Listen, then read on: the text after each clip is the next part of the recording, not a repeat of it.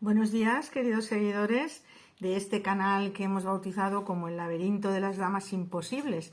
¿Por qué imposibles? Porque realmente eran tan grandes que el mundo se les ha quedado pequeño. Algunas lo han abandonado de manera subrepticia y demasiado rápida, como el caso de las autoras de las que hemos hablado anteriormente, de Sylvia Plath y de Sarah Kane. Pero hoy vamos a hablar de una autora que no tuvo prisa en abandonar este mundo, que vivió una vida larga y fructífera, intensa, llena de grandes acontecimientos, llena de grandes amores. Ella es ni más ni menos que Marguerite Duras. Quiero recordaros que es interesante para mí que os suscribáis a este canal, que le deis a la campanita, porque así recibiréis las notificaciones de todos los posts que yo vaya subiendo, de todas las investigaciones, aunque estén en fase todavía embrionaria, pero antes de pasarlas a lo que va a ser el volumen escrito en papel del laberinto de las damas imposibles, siempre me gusta ofrecer por aquí pues una reseña, o podéis llamarlo como queráis. Hay gente que lo llama conferencias porque por la extensión, pero bueno, ya me han dicho en algunos comentarios que es un poquito largo y lo voy a intentar hacer más corto. En el caso de la autora que nos ocupa hoy, Marguerite Duras, ella vivió muchos años y tiene una vida larga y fecunda y prolífica porque es una gran creadora. Obviamente es también una mujer muy conocida, muy respetada, es una de los principales exponentes de lo que se dio en llamar la Nouveau Roman francesa, la nueva novela francesa, y podéis meteros en Wikipedia o en cientos de páginas en las que vais a encontrar todo y más sobre la vida y milagros de la gran Marguerite Donnedieu, que eligió llamarse Marguerite Duras. Ahora veremos por qué.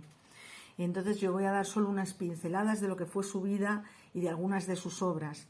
Y os puedo recomendar tal vez alguna biografía, que es la que yo he manejado básicamente para elaborar este nuevo capítulo del laberinto de las damas imposibles.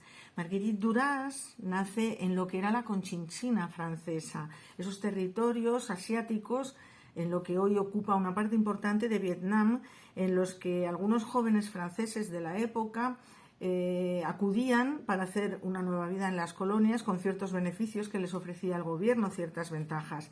Fue el caso de los padres de Marguerite. Ambos eran franceses jóvenes, aunque el padre ya se había casado anteriormente y había tenido otros hijos, que se van a la Conchinchina francesa pues para ser profesores. Ambos son maestros. Entonces, durante unos años las cosas les van bien, porque el padre de Marguerite consigue ser, digamos que, profesor de una comarca bastante amplia con diferentes localidades. Entonces tienen un buen sueldo y ellos, pues bueno, además son franceses en relación con los nativos de allí, pues bueno, tienen, digamos, una tradición de elegancia y de sofisticación que luego vamos a ver que Marguerite no recoge en absoluto. Ella nos habla de cuál es su infancia, en la que se relaciona básicamente con los niños más pobres. ¿Y por qué? Pues porque cuando muere el padre de Marguerite, y ahora explicaremos que ella nace en 1914, tiene dos hermanos, uno mayor, otro, el segundo ya es la más pequeña, es la niña más pequeña, en un tiempo en el que ser una niña ya era una desventaja, pero encima ser la pequeña abunda en esa desventaja. Si sirve esta expresión tan rebuscada. Lo cierto es que Marguerite pierde a su padre muy pequeñita. El padre contrae unas fiebres, contrae una enfermedad, marcha a Francia para reponerse y no lo consigue y fallece allí. Entonces la madre de Marguerite coge a sus tres niños, se va para Francia también, y bueno, durante unos años van a estar allí, pero ella comprende que tienen que volver a las colonias y rehacer su vida.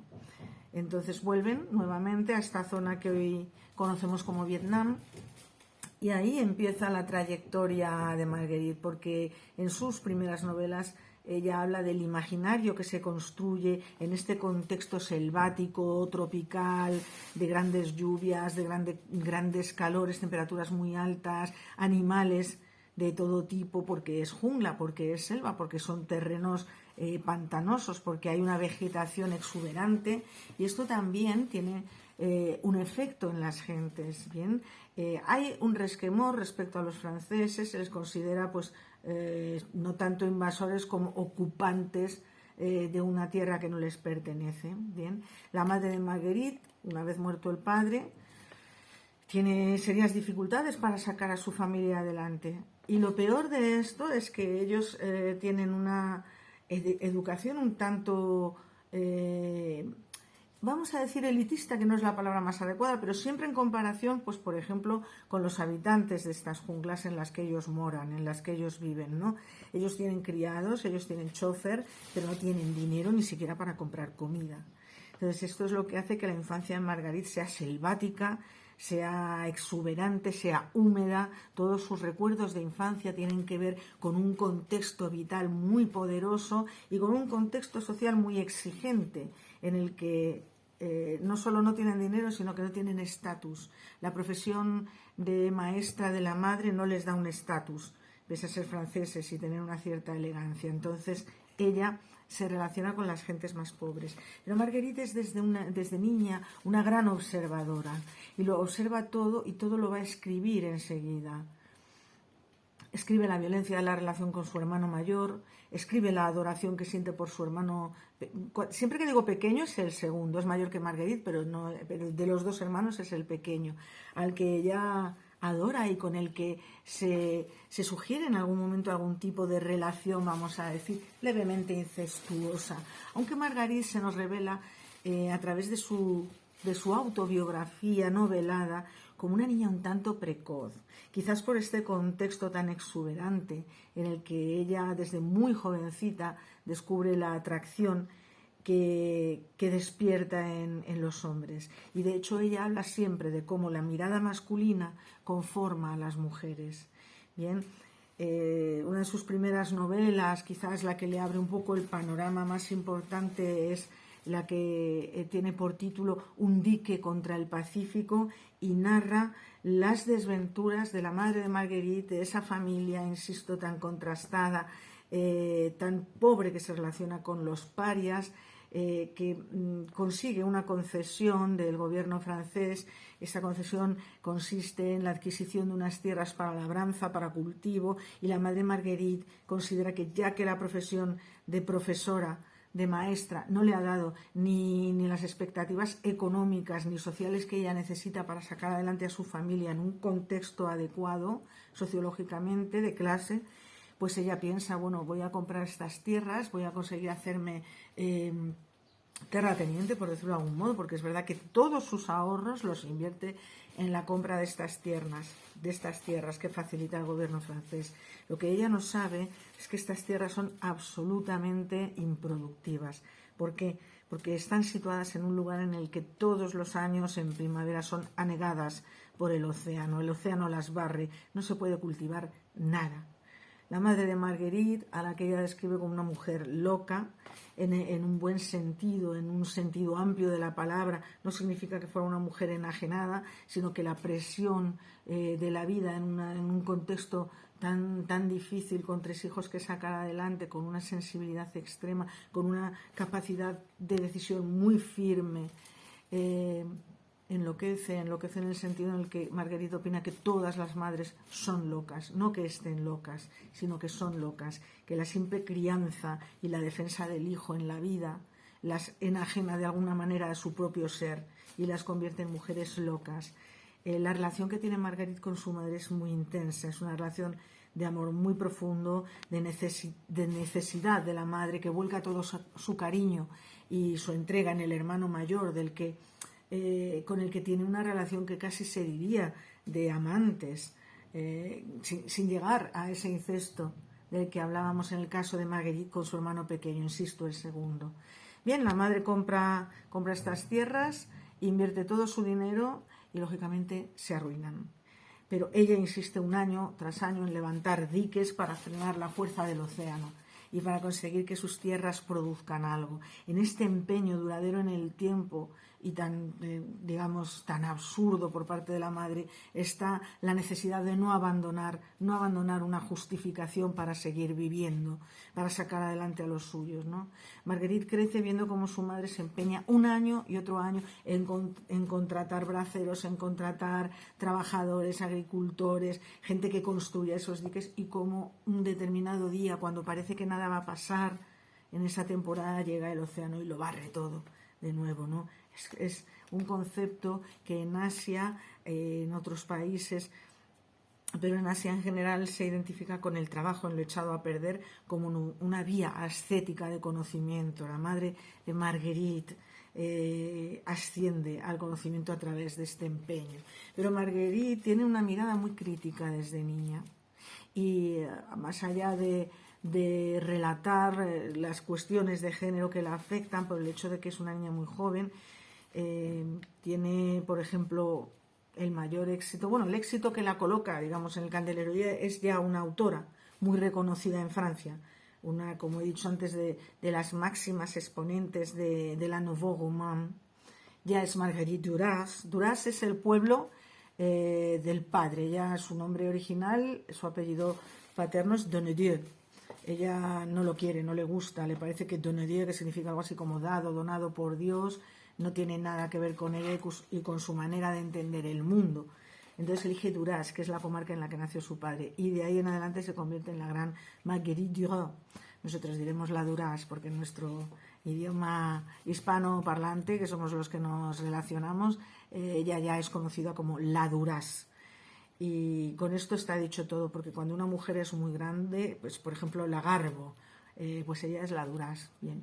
Escribe Marguerite en 1984 una de sus obras, El amante, gana el premio Goncourt, que es uno de los premios más prestigiosos, y es esta la novela que la pone, digamos, en el candelero. A partir de ese momento Marguerite va a ser amada y odiada a partes iguales. ¿Por qué? Bien, ocurre que su literatura no es fácil, no es una literatura sencilla. Ella empieza escribiendo de una forma un tanto, vamos a decir, entre comillas, un tanto convencional o siguiendo tal vez los paradigmas de la novela clásica, pero con mucha presteza, con mucha premura, se va inclinando hacia una forma de abstracción personalísima, que es lo que constituye exactamente el estilo de Marguerite Duras. Es una abstracción poética en la que el lector tiene la sensación de no estar asistiendo a un argumento concreto, sino a una pulsión de escritura que se despierta dentro de sí a través de la observación de lo que ocurre, a través de la lectura. Esto, que así explicado a lo mejor resulta un tanto ambiguo, se concreta en la lectura de las novelas de Marguerite Duras. Ella es muy prolífica, tiene una cantidad inmensa de obras, toca todos los géneros. Ella es también una gran cineasta. Muchas de sus novelas han sido llevadas al teatro, por ejemplo, o al cine por grandes autores como Alain Resnais, Peter Brook. El mismo Amante se conoce como película y entonces la gente vuelve a la novela. Marguerite se enfada mucho casi siempre con los directores que llevan sus textos a la pantalla o al teatro, porque la visión que ella tiene de la obra de arte es la escritura, es la palabra. Entonces Marguerite, por ejemplo, como dramaturga, renuncia a todos los aspectos del hecho escénico que no sean estrictamente la palabra, es decir, renuncia a la iluminación para generar cualquier tipo de efecto o de atmósfera, renuncia al espacio sonoro si no es muy concreto, muy relacionado directamente con la palabra, y ella hace juegos en los que, por ejemplo, en cine podemos encontrar en red, de hecho, varias de sus películas. Yo recomiendo una tarde de estas de verano con una buena jarra de té frío, contemplar cualquiera de, pues por ejemplo, India Song o Hiroshima Mon Amour o Moderato Cantabile. India Song es de una belleza plástica ineluctable, ineludible, inevitable. Sí, esas imágenes te atrapan, y sobre todo el manejo del tiempo. No es un cine, igual que su novela no es una novela típica, sino personalísima. Su trabajo como cineasta igualmente posee unos rasgos excepcionales. No busquemos acción en las películas de Marguerite, porque lo que importa en estos textos que ella lleva al cine y que tienen que ver con el audiovisual es siempre la palabra, y es el tiempo, y el tiempo puede ser eterno. Bien, puede haber planos larguísimos de 3 personajes tumbados en el suelo. Puede haber planos en los que un diálogo entre, por ejemplo, los dos personajes de Hiroshima Mon Amour esté desincronizada la imagen con la palabra. Todo esto no es casual, no es accidental. Todo esto es un intento de Marguerite de expresar de una forma diferente que haga que el lector se involucre con su propia voluntad, es decir, le exige al lector una posición activa, sobre todo porque va a ser depositario de la palabra, de la voz, de la escritura. Para Marguerite Duras lo más importante es la escritura. Ella tiene en su vida, después de este periodo tropical, digamos, de este periodo en Vietnam, en la Conchinchina, que es como se llamaba entonces esta zona, ella vuelve a Francia y se pone a estudiar matemáticas, filosofía, pero finalmente es escritora. Ella forma parte de la resistencia francesa durante el gobierno acomodaticio y la presencia de las tropas nazis alemanas en Francia, con un conjunto de intelectuales, en un grupo que voy a ver si encuentro, que está dirigido por François Mitterrand, el que luego será presidente de la República Francesa. Pero él tiene un alias que no recuerdo bien, ese que es Jacques Morland. Bueno, esto, a ver si os lo puedo verificar, pero es que no quiero perder tiempo con estos datos porque realmente los podéis encontrar en la Wikipedia, yo creo. Bien. Sí, bueno, aquí tengo un listado de horas de teatro, nada que ver. Pero bueno, la cuestión es que es François Mitterrand el que, en una emboscada que les tienden y en la que él está ausente afortunadamente y son capturados, entre otros, Robert Antelme, que es entonces el marido de Marguerite. Marguerite, que está casada con Robert Antelme, pero que tiene una relación extramarital de amante con Dionis Mascoló, que va a ser el padre de su hijo. Pero bueno, en este momento en el que ambos, los tres, son intelectuales vinculados a la resistencia francesa, activistas en la clandestinidad, Robert Antelme es capturado y es expulsado a un campo de concentración, si no recuerdo mal, está en varios, pero termina en Dachau, y en ese momento Marguerite y todos sus compañeros deciden que hay que hacer algo para volver a traerle. Y él ha sido delatado por un colaboracionista al que Marguerite identifica, localiza y del que trata de conseguir sus favores para rescatar y traer de nuevo a casa a Robert Antelme, y lo hace, y no tiene ningún pudor en expresarlo. Lo hace en una obra magnífica que se llama La Douleur. Es una obra que trata precisamente de ese tiempo de la resistencia francesa, cuando eran tan jóvenes y estaban tan politizados, lógicamente, contra el invasor, contra los nazis, en una palabra, ¿no? El movimiento de la resistencia fue muy importante en Francia, fue verdaderamente importante. Bien, en ese caso, este colaboracionista que les denuncia es seducido por Marguerite Duras, y más tarde Marguerite Duras escribe La Douleur, el dolor, digamos, es el nombre traducido a castellano, y quiero recomendar un montaje que se hace de este texto, que es tan difícil. Marguerite Duras, yo siempre digo, es el teatro imposible. De mis damas imposibles es la más imposible de poner en escena. Pero es también un reto, es un desafío y es una belleza, porque los textos son absolutamente deliciosos. Hay una función que protagoniza Ariadna Gil, es una función catalana y no recuerdo el nombre de la directora, ya me perdonará, pero bueno, insisto, es un dato que está publicado y lo podéis encontrar, y a través de la Teatroteca, los que tengáis acceso, a través del CEDAEM o del INAEM, del Instituto Nacional de las Artes Escénicas y de la Música, del Centro de Documentación Teatral de las Artes Escénicas y de la Música, podéis visionar esta cinta en vuestros dispositivos. Es magnífica. Ariadna está soberbia, como siempre, es una actriz grandiosa. Bien, entre todos estos textos consiguen que vuelva Robert Antelme, y una vez que el imperio nazi pierde la Segunda Guerra Mundial y se producen los juicios, este hombre va a ser juzgado, y el testimonio de Marguerite Duras va a ser definitivo para que se le condene a muerte. Es decir, ella no tiene piedad. No tiene piedad con los traidores, con los colaboracionistas, delatores en esa causa en la que ella ha participado.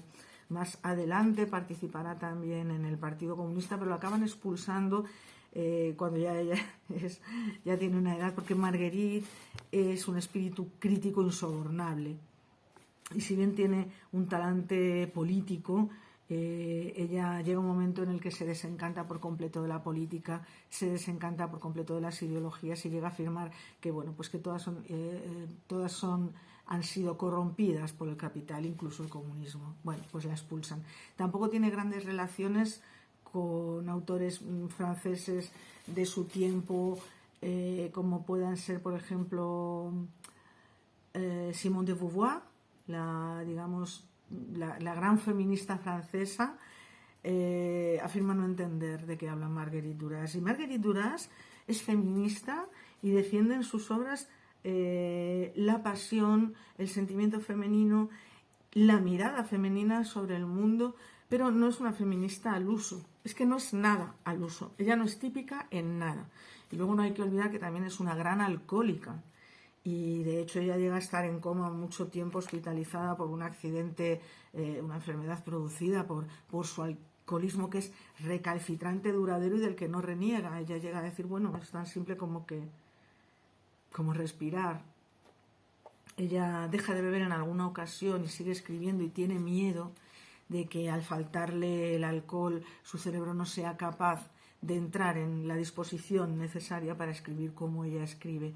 Ella afirma que la escritura es de una desnudez completa, ¿no? Y que es una agonía completa en el sentido de que uno se coloca entre la vida y la muerte en un estado absolutamente excepcional. Yo estoy de acuerdo con ella. ¿Que por qué hablo de Marguerite Duras? Porque la lectura de sus obras me seduce, me atrapa, me descoloca la cabeza, me recuerda que no soy ni la mitad de inteligente de lo que creo que soy, porque es difícil comprender. Pero una vez que entras en el código Marguerite Duras, realmente todo tu ser se eleva, y se eleva por placer ante la lectura de una literatura exquisita, y se eleva también por control, porque tú notas que has aprendido. Ella es maestra a través de sus textos sin pretenderlo. Ella no se considera ejemplo de nada y tiene una visión, insisto, muy crítica del mundo. Ella tiene finalmente a lo largo de su vida una relación de 16 o 18 años con un hombre que es casi 40 años más joven. Este es un capítulo precioso de la vida de Marguerite Duras. Hay una entrevista con Marguerite Duras que se lleva a cabo en un programa antiguo de los años 70, 80 tal vez. Disculpadme la imprecisión, pero mi memoria es de pez, y además en verano es muy de pez. Pero bueno, ese programa se llama A Fondo, y esta entrevista está grabada, está en la red, la podéis observar, y así la veis a ella con sus grandes gafas de pasta, sus jerseys de cuello alto, ya muy mayor. Es curioso comprobar cómo la belleza de la fotografía que aparece en El amante, que es una Marguerite Duras de 14, 15 años, preciosa, con una fisonomía, una piel, bueno, es cuestión de verla. Y esta Marguerite Duras de los últimos tiempos, que habla ya desde los 30 años de tener un rostro devastado. Cuando ella llega a ser una mujer anciana en su parte física, porque su intelecto sigue siendo brillantísimo y su capacidad de escribir, o sea, es muy prolífica hasta el final de sus días. En los últimos años, insisto, aparece esta figura que es Jean Andrea, al que ella rebautiza, y su nuevo nombre es Jean Andrea Steiner. Estos no son sus apellidos, ¿no? Ocurre que en una proyección de India Song, que es una de las películas que dirige Marguerite sobre, si no recuerdo mal, el vicecónsul, otra de sus novelas, y que está en la red, como os he dicho antes, se produce un debate y hay un joven de 18 o 20 años que está estudiando filosofía en la facultad y que ha tenido una primera lectura de una obra de Marguerite Duras que se llama Los caballitos de Tarquinia. Ha quedado fascinado y ha decidido en ese momento que no volverá a leer a ningún otro autor, porque esa es la autora absoluta, que coincide completamente con cómo él entiende, percibe y transita los sentimientos y el tiempo, sobre todo. Entonces él asiste a este coloquio que se produce después de la filmación perdón, de la proyección de la película, van a tomar luego varios intelectuales pues unas copas a un bar cercano, que es lo que se suele hacer siempre, y él se apunta fascinado por la presencia y la personalidad de Marguerite Duras y le pide su dirección para escribirla. Y Marguerite Duras le da su dirección. Y Jan empieza a escribirla una carta, como mínimo, una carta al día, casi todos los días, durante 5 años largos, le escribe una carta a Marguerite Duras. Y Marguerite no responde ninguna de esas cartas.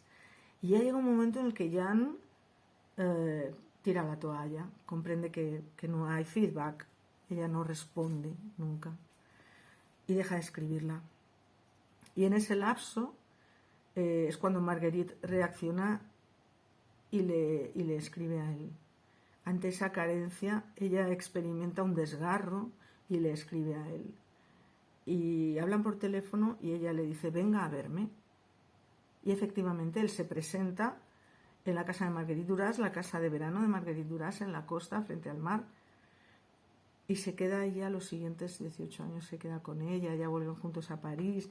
Ellos tienen un primer encuentro en esta casa en el que se conocen ya. Bueno, ella le conoce a él después de 5 años de leer una vez y otra vez sus cartas, pero ella queda fascinada por su voz, por su presencia. Es un chaval muy joven, alto, delgado, pelo largo, gafitas, una especie de John Lennon de la poesía, de John Lennon de la filosofía, de John Lennon de la literatura, un alma grande, es homosexual. Marguerite Duras dice que todos los hombres lo son, pero algunos aún no se han dado cuenta. En el caso de Jan Andrea, él relata, porque él también finalmente va a escribir algunas novelas con el estilo muy parecido al de Marguerite, porque se produce como una especie de fagocitación, o sea, es fagocitado y regurgitado, igual que es rebautizado, o sea, ella ejerce una influencia tan grande en todos los sentidos sobre Jan Andrea, pero bueno, pese a esos 40 años de diferencias, esa primera noche, hablan toda la noche, ella encarga una botella de vino, 2 botellas de vino, y ella dice, creo recordar que tal vez esa noche volví a beber, por un lado, y ella dice también que fue consciente de que la presencia de Jan Andrea tenía un motivo, y era un motivo tan poderoso que consigue que él se quede el resto de su vida al lado suyo. Ese motivo es que Jan Andrea necesitaba conocerla antes de suicidarse. Era un hombre totalmente fuera de todo, una sensibilidad que no lograba empastar con la sociedad de su tiempo, de una delicadeza y de una cualidad específica de ternura que Marguerite Duras comprende. Y comprende que esa motivación, yo necesito conocerla antes de suicidarme, es una manifestación de lo que ella entiende como vida, que no puede dejar pasar. Bien, conviven durante un montón de tiempos, un montón de años, y la relación no es fácil porque Marguerite es una persona narcisista, es una persona absolutamente especial, digamos, no es una mujer al uso, es una grandísima intelectual, con un ego gigantesco, con una percepción del amor muy especial. Ellos hacen el amor con esa diferencia de edad, y él dice de ella, es usted increíblemente joven, se conserva usted increíblemente joven, y ella sonríe, ¿no? Hay fotos en las que ella ya es muy mayor. Bueno, Jan Andrea se queda con ella hasta el fin de sus días. El último libro de Marguerite Duras se lo va dictando a Jan, porque ella ya no puede escribir. Y hay un pasaje, una pequeña cosita que a mí me parece muy significativa, que es cuando ella le dicta a él, hay un libro que quiere matarme. Y él pregunta, ¿cuál es su nombre? Y ella responde, Duras. Es decir, ella está sabiendo que todo su ser ya se está muriendo, ya la está abandonando, y ella ya es un libro, o sea, ella es todos los libros que ha escrito.